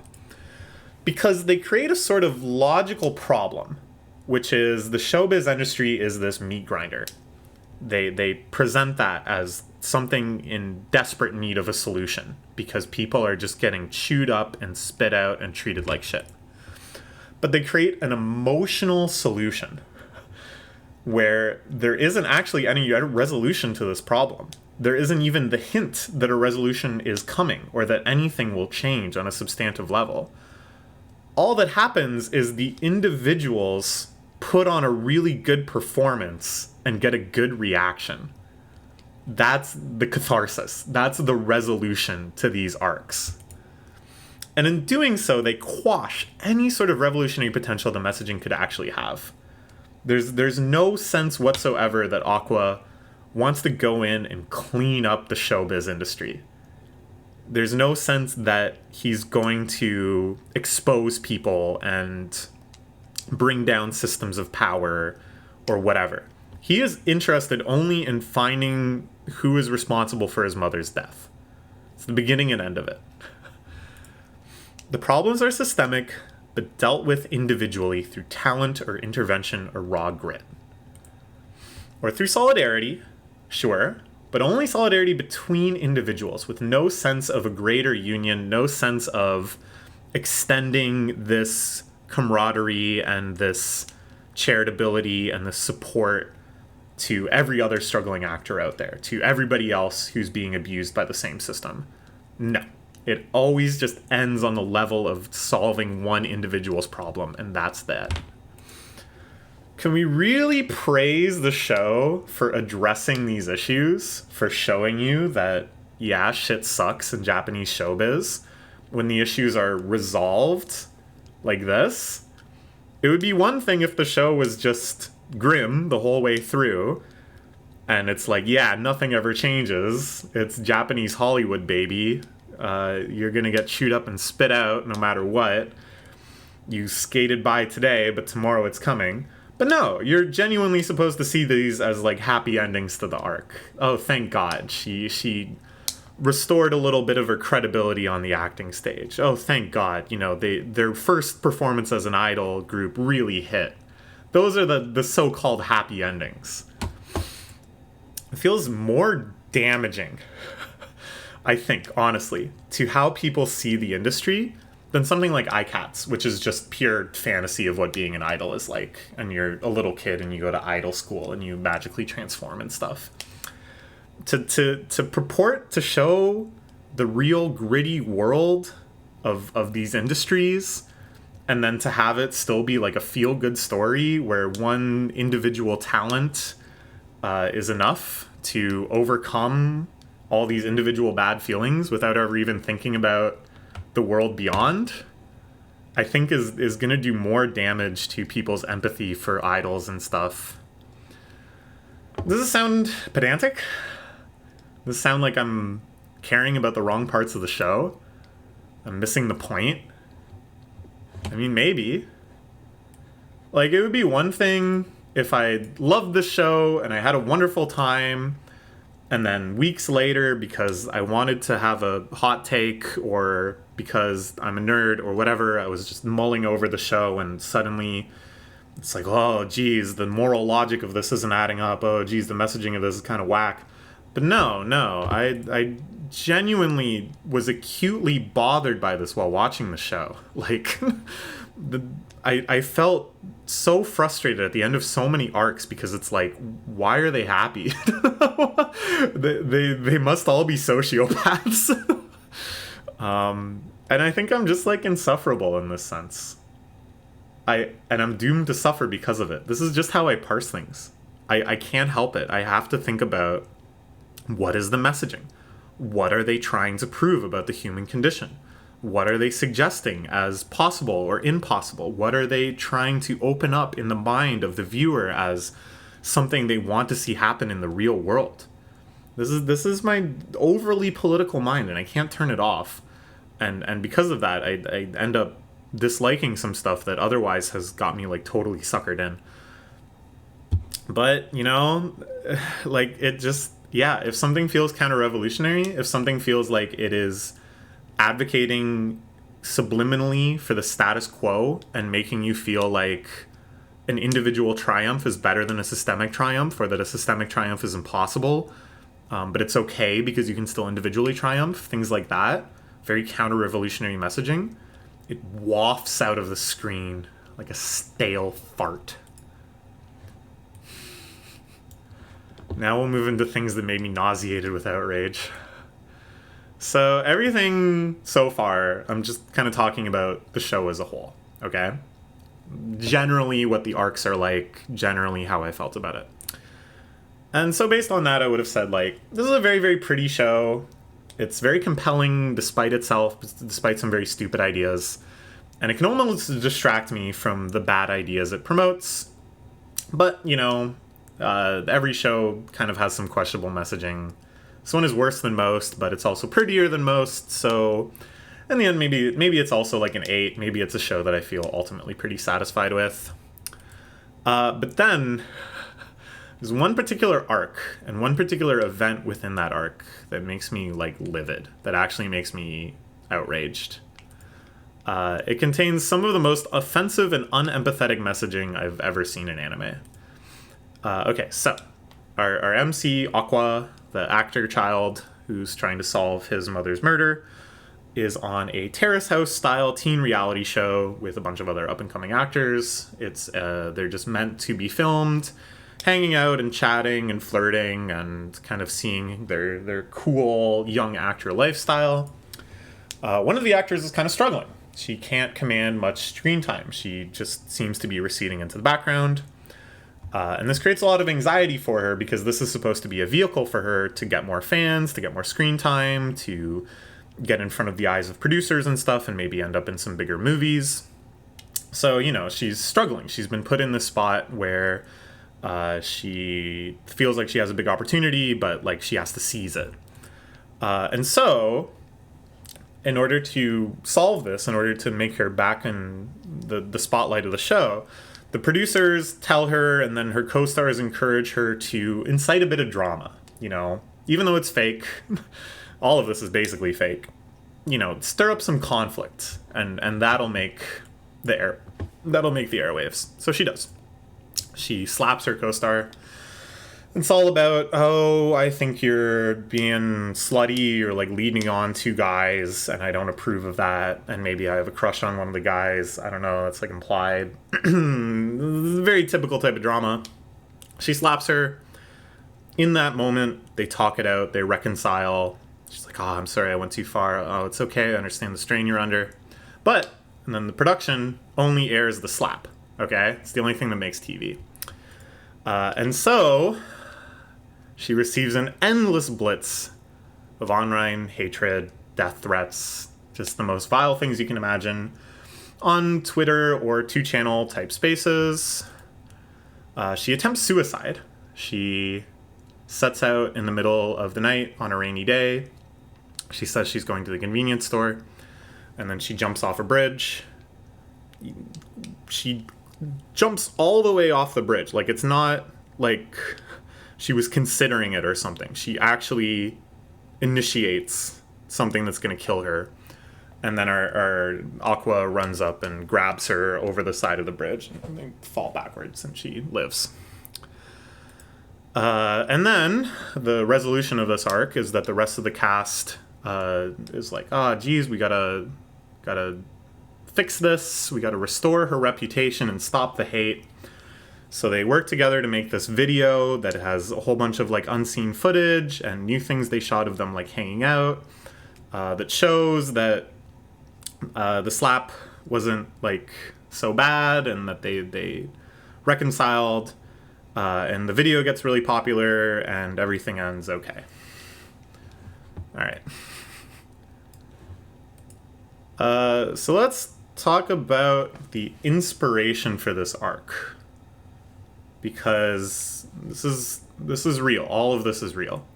Hana Kimura was the obvious inspiration for this. There's many such stories, people getting bullied on reality TV shows and stuff to varying extents. But there's one specific case that is like one-to-one with this. Hana Kimura on Terrace House. So she's a pro wrestler. She was on the 5th series of Terrace House, which is basically the same concept of the show. It's just attractive young people who co-inhabit this house, and they're just filmed chatting and flirting and whatever. She was also told, you gotta incite some drama, you gotta beef up some beefs and make something tense and exciting that we can air. Some guy messes up her laundry, and she slaps the hat off of him and yells at him and stuff. She had her pro wrestling gear in the laundry. And the way this was depicted on air, fans got so riled up and angry with her. She was subject to an unending campaign of harassment for months into years. And she took her own life on May 23rd, 2020, which was when the manga was in this arc. And it's not like I think the entire arc was inspired by this. It may have been, because of course the actual harassment situation started much earlier. But when she committed suicide, they were like partially through this arc, and it's very clear this was going to be the model for like the ending. The mangaka used it as a model for the events for sure, mirroring the situation almost one-to-one, the causality, and even using specific comments, specific tweets that she received in the text of the series. So very unambiguously clear that this was modeled after Hana Kimura. I feel like this is a little bit distasteful, but in and of itself, I don't think modeling, I don't think evoking this very famous incident is unforgivable or anything. I think, drawing from real life is inevitable, and you can even have good intentions in doing so, drawing attention to this issue, making people more aware of how bad it gets for these people, in a way that you could say this whole series has good intentions of making you empathize with these young people in show business. It is very distasteful to be doing it basically in parallel with the actual events, but I think alone, just the fact that it's modeled on this isn't the worst thing in the world. But the anime's choice really doubled down on this situation, on this association. The general tone and outcome especially the outcome of this arc, I think is very, very offensive to just good-natured sensibilities and empathy and caring about other people. And then the discourse around this scene when the anime aired, and just the waves concurrently of reactions and reactions to the reactions and stuff was just horrid. And I don't know why I subjected myself to it. I don't know why I decided to go into Reddit threads about this episode or A threads or whatever. But it was all horrid. I think it revealed, in my mind, a serious gap of empathy in the minds of the typical viewer. Let's explore. We're just getting warmed up. We're going to talk about this a lot. So let's talk about some of the reactions to the scene to kind of set the stage for this gap of empathy that I think was displayed both by the creators and the fandom. So one major topic of discourse, there was plenty, and then there was another wave of discourse when Kimura's mom came out and criticized it and said, I don't think it was right to use specifically the actual tweets and texts she received in the show. She thought that was beyond the pale, and I think so too. Okay, but a lot of people were like, well, just because it's kind of like offensive or distasteful or whatever, creators can't back down because of that. They can't limit themselves creatively from showing distressing things like suicide just because it could be triggering or upsetting for people. I saw a lot of this in response as well to Crunchyroll putting a content warning in front of the episodes that featured the suicide scene. They did something like that. Maybe it was like a tweet they made as a heads up or whatever, and I saw a lot of people reacting negatively to that, as a lot of people do to any content warning, which is just the epitome of selfishness, but whatever, we're not going to get into that. And this is true. I don't have any problem with the topic of suicide in general. But there has to be a reason for it, okay? And I'm not saying that prescriptively. I'm saying that descriptively. That when a writer chooses to make suicide an element of their text, there's a reason they did that as opposed to any of the alternatives. And sometimes, often, the reason is just to be shocking. And in this case, it pretty much is just to be shocking. We'll get into this more later, but there's no reason for her to commit suicide. It just ratchets up the drama. It just makes it more thrilling and shocking and stunning and whatever. And we have a word for that. And that word is exploitation. When you take a topic that is sensitive and taboo in some circumstances, and you throw it in there just because it is sensitive and taboo, that's exploitation. I have nothing against exploitation media. There's a lot of exploitation media I love. But those are things that I love for very different reasons than this show's objectives. I have something very much against exploitation media that claims to be making big, important, meaningful statements about these taboo subjects and such, while being regressive, while actually undoing the work of empathizing and growing an understanding around these subjects. And another argument I see kind of along these lines is like, well, he had to go all the way to suicide because that's what really happened. Hana Kimura did kill herself. So it would be disrespectful, it would be cheapening of her memory to not have this include a suicide attempt.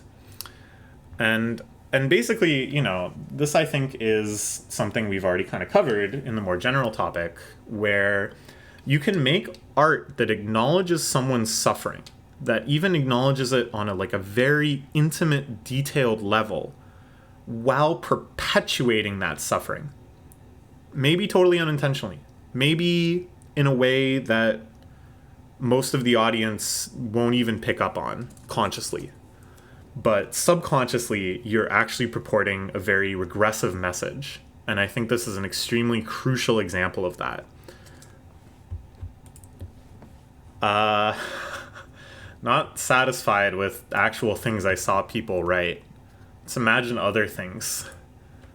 that conceivably could justify this aberration. Now, I said before, my major objection is in how this arc progresses past the suicide attempt.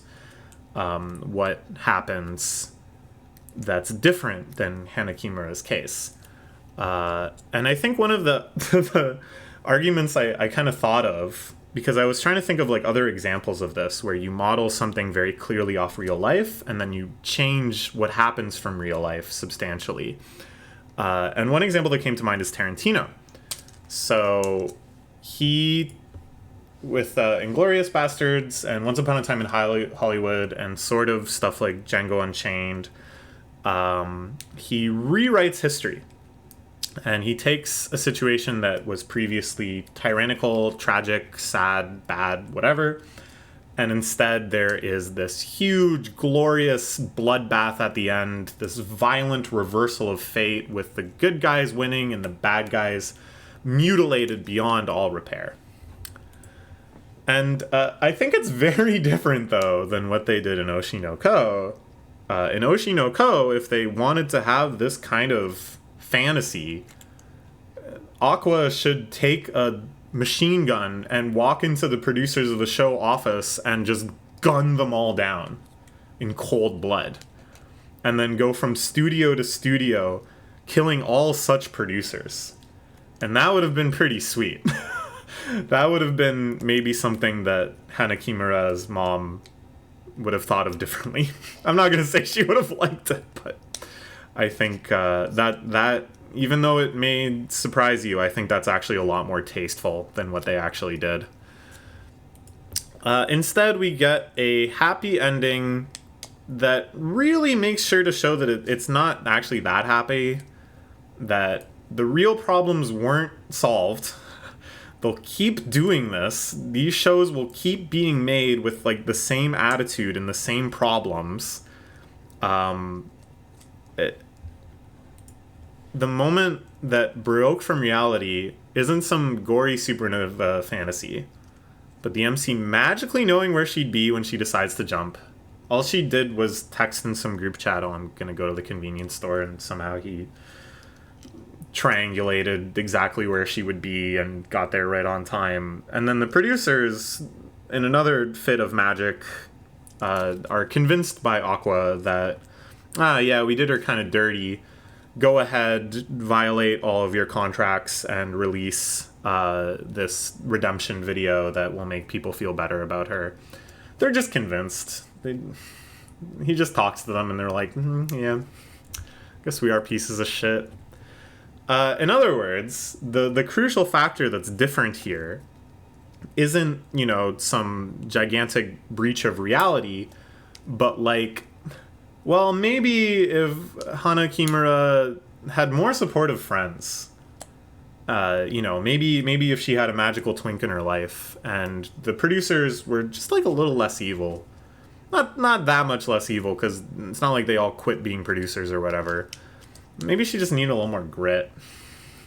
Things could have been different. It's like, how the fuck is her mom supposed to deal with that?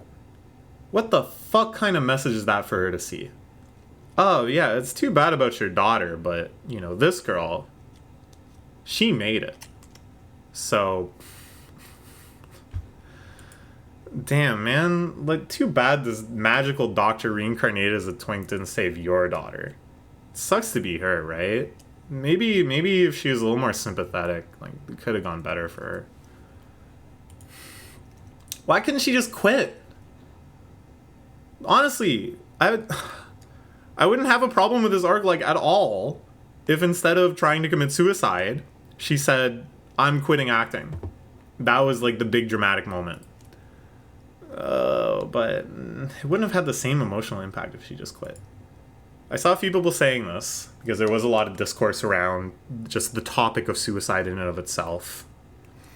But it reveals a big contradictory weakness of the show, okay?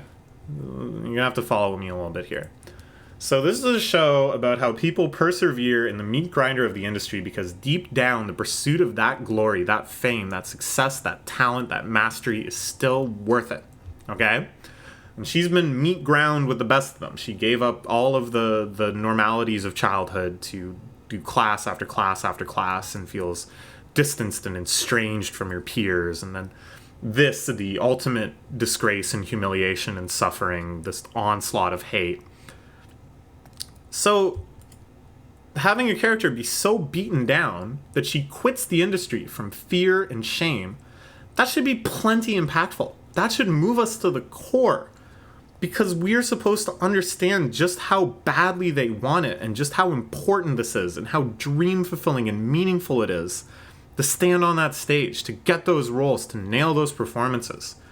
So for her to be like, I have been defeated, should be enough. It would be a sublime opportunity to really bring that out emotionally, how much she cared, how much she meant to this, how much this meant to her, and how much it means to all of the other actors. It's like in One Piece. There's a line in One Piece and something Oda has also said about the series. Man doesn't die when he dies. He dies when his dream dies.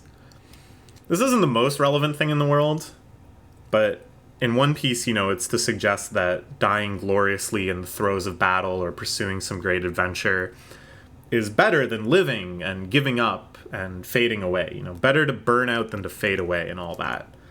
And so, not that it's one-to-one applicable, but I really think they should have the emotional oomph, the chops, to make quitting as emotionally devastating or more than actually straight up dying. But no, the show knows that if they tried to hinge this arc around her wanting to quit, around making gestures of quitting and stuff, and her friends ultimately coming together to save her from quitting, they knew it would be melodramatic. They knew it would come off as cheesy and impotent and stuff. They know they have their limits, and instead of just being okay with that, of feeling your limits of what you can kind of sell people on or whatever, they instead rely on this crutch of edginess, of artificial, make it seem more important than it is, of more relevant than it is, more connected to real social issues than it is. They evoke and exploit these real life situations for cheap emotional reactions. And in doing so, they stain the whole series with something so repulsive and offensive and shamelessly exploitive, something that demonstrates negative empathy for the very people it feebly attempts to support. So let's really make it explicit. What is the messaging of this arc? What is this arc saying about the human condition, being an actor, being in showbiz, all that stuff? Really think about it, because it's terrible. Internet commentators are shitty subhumans, but are provoked by things like biased editing and spamming hateful comments. This is worth really dwelling on. The sin of this arc is that they edited it in such a way that you don't see the reconciliation. Okay? But what if there was no reconciliation? And she just slapped her for some reason and marched off, and it ended like that, and there was actual beef and tension or whatever. Does that make all the internet commentators justified? No. But that's what it suggests. That's the message is, oh, but she's really a good person. If she was a bad person, well, that would be one thing. But she's a good person, okay? And then it also suggests that internet commentators actually need something to get mad about. No, they don't. They can get mad about anything. She could have just worn a color of shirt that they don't like. She could have looked ugly one episode. She could have been a little too forthcoming with her affections for someone. People will hate on celebrities for nothing. And she would have gotten just as much hate potentially once that huge ball of internet shittiness starts rolling. So to tie it so causally to something like biased editing, oh, that's what unleashed this horde. Sure, they're shitty and subhuman, but it's too bad you couldn't have just skated by that. If you just throw things honestly and completely, no one will be unreasonable. This is the conceit, If they were just a little less biased in their editing, everything would have been fine. So therefore, the producers are like the real evil. But when Aqua goes to talk to them, they basically just lay out, okay, well, financially, in terms of the overall power structures here, this is just what we have to do. This is how the show has to be, okay? And it's given to you as this like very logical, systemic situation. So, you know, they're not really evil either. They're just kind of doing their job. And so they'll just go back to these inalterable business requirements. Like, once you explain it, though, you appeal to their humanity a little bit. In this one instance, they'll just walk back on all of that. So I guess it wasn't really as inalterable as it seems. The triumph in the marketplace of ideas of Aqua's appeal to their compassion, that was enough. And in any similar case, I'm sure it'll be enough to just be like, oh, well, you actually treated this person on this reality show pretty shitty. Oh, geez, I didn't think about it like that. You know what? Go ahead. So really, it's the whole industry that's evil, right? Like, it's the whole financial situation that perpetuates this. But the happy ending is that she's back in the industry's good graces, and that she continues to work in show business, and that she can keep getting roles and keep having fans. In this industry, where your roles and fans are ultimately making more profit for the people that were driving you to suicide.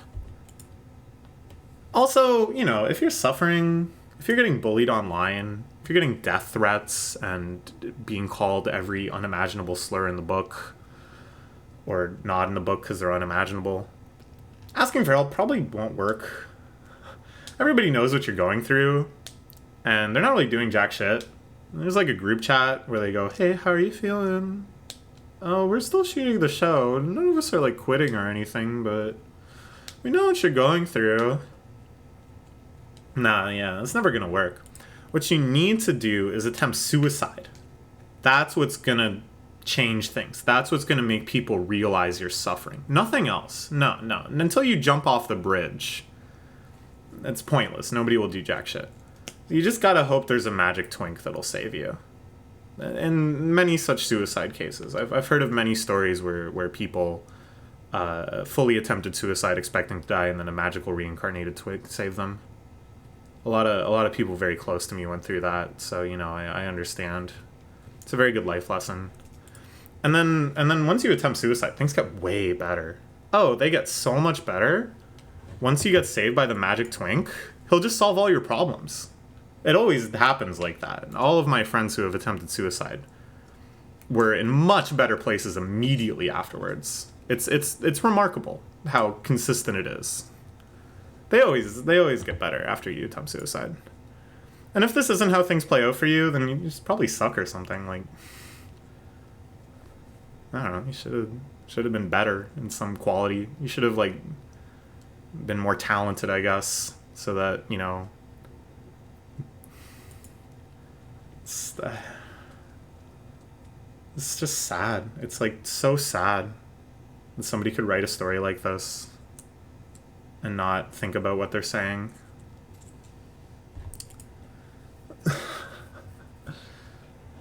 This reminds me a lot of Wonder Egg. Starting to see a pattern between this and Wonder Egg. Stunningly produced show shoots itself in the foot with god-awful offensive messaging around suicide. There's probably other cases I can think of too. It's just not a topic that's easy to do well. If you don't really think about what you're saying, you could be saying some of the most horrible things I can imagine saying about someone. It's like, I don't know, what do I expect? Like I said, the lists of texts that I can think of that actually talk about suicide in a meaningful way that I feel like, oh, I can empathize with people better. I understand the human condition more. It's pretty short. But I will say that all of the entries on this list are ones that will probably stay with me for the rest of my life. And even the ones that really resonated, it's a subject that's going to transform in meaning for the creators, for the people experiencing it over time, because you know, it's like a moment in your life that you're trying to extract from some meaning from, and then situations change, hopefully for the better. So a suicide text, a text that incorporates the subject of suicide, is going to be difficult to, make last in a way. The example that comes to mind very often to me is one of my favorite albums, and certainly one of the albums that affects me emotionally the most, is The Glow Part 2 by the band The Microphones. And the whole album is in various ways about suicide, and it's about kind of like the aftermath of a suicide attempt. And it's bitterly, painfully sad, but has these very small moments of beauty and hope and just this melancholic wistfulness that I feel very, very well emotionally and lyrically captures the mental state of certain suicidal types of people. It's a masterpiece. I love it. It has been there for me in really tough times. But in recent interviews, Phil, I don't know how to pronounce his last name, Elverum, who's much older now. The Glow Part 2 came out in 2002, I think, or 2001. So he's 20 years older than that now. And since then, he got married and had a kid, and then his wife died of cancer.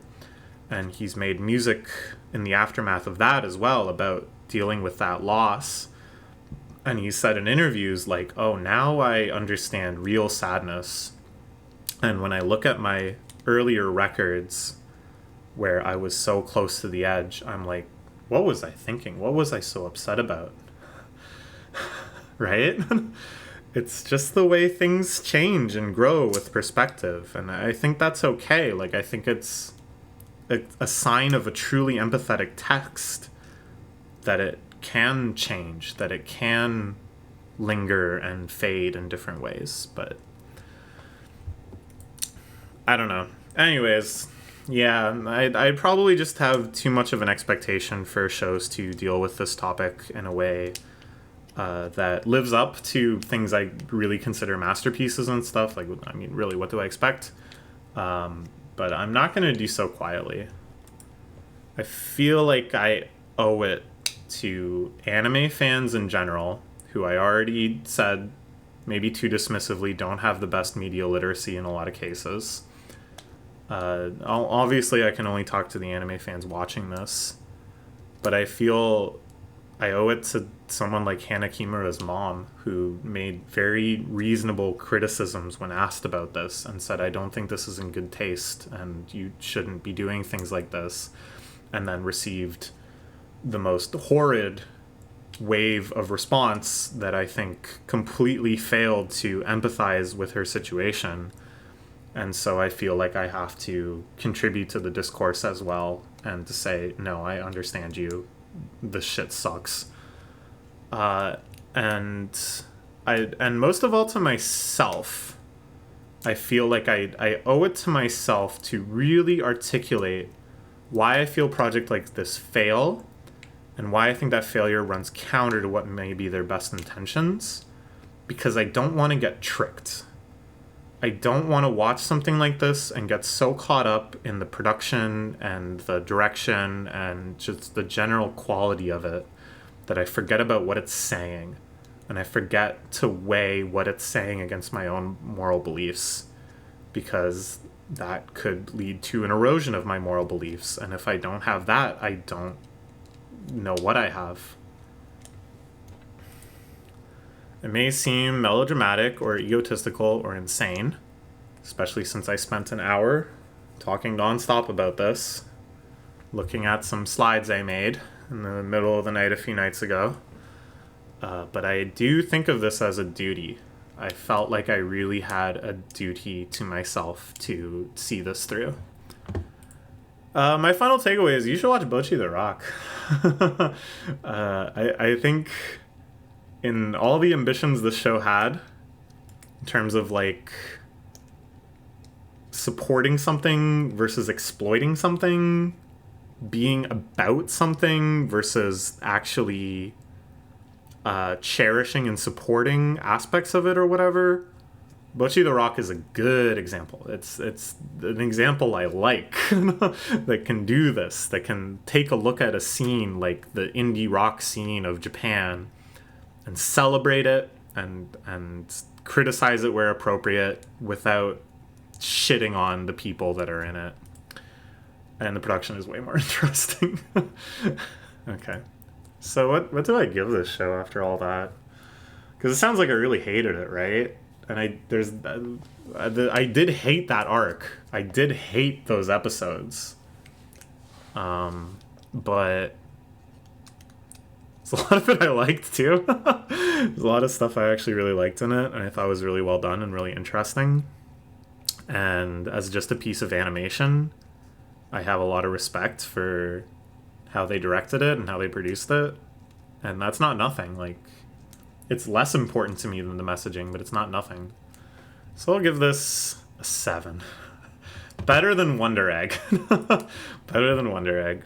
And I think basically if this had like unproblematic messaging, it would be like a 10. But too bad. It's full of dumbass, stupid ideas from sociopaths. All right, goodbye.